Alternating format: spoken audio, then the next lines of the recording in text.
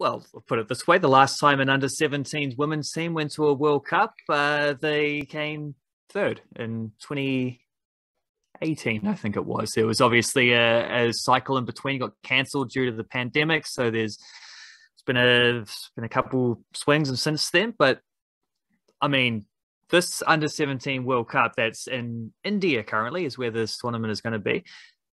I think they're really good. Like, I think they're really, really good. I think they have the potential to do some damage at this one as well and maybe get out of their group stage again. Their group is difficult. They have Germany, Nigeria, and Chile. I don't rate well, I mean, it's hard to say. I was going to say I don't rate the chances against Germany necessarily. The other two might be winnable games, but you also don't know. I mean, the under-20s played Germany and they lost, but were relatively competitive at their World Cup recently. And you can't judge a youth grade team based on like the caliber of the senior team. It just doesn't work that way.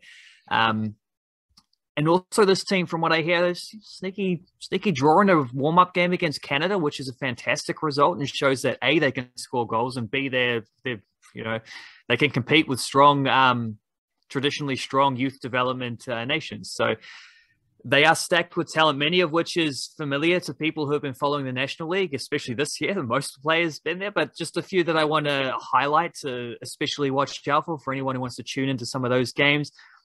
Millie and Ruby Nathan, both playing for Auckland United, both Kate Shepherd Cup champions recently.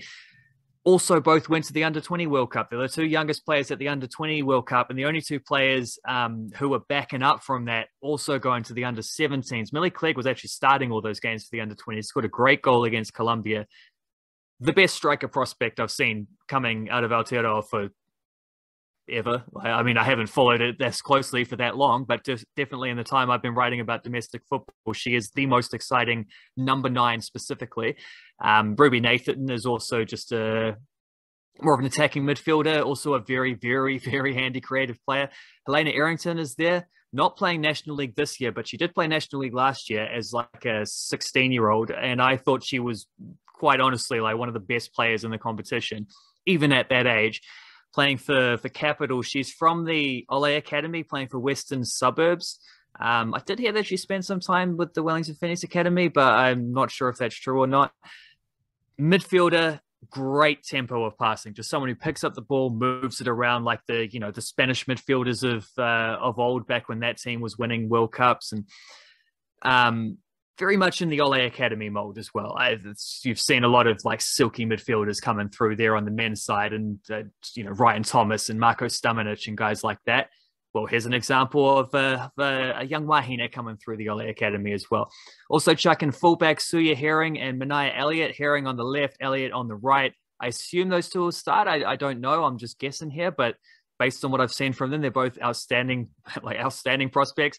Herring is an Aucklander who has been playing for Northern Rovers. She's honestly like Ali Riley vibes about how calm and composed she is about the way that she plays at the back there. Good left foot. Manaya Elliott is from the Waikato, plays for Melbourne, but has been playing for, I think, Auckland United as well recently. A couple games for them.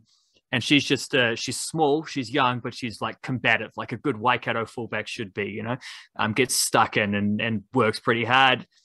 And I'll chuck in Olivia Ingram as well, because she's one of 2 players assigned to the Wellington Phoenix Academy.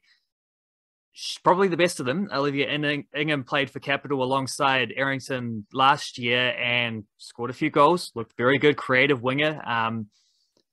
Probably the best player right now at that next academy who isn't on like a senior deal or anything now that Mickey Robertson's got that boost up. So another one to watch there. I could go through the rest of the squad because there's interesting notes on pretty much all of them, but I think I might just leave it there and have a breathable podcast.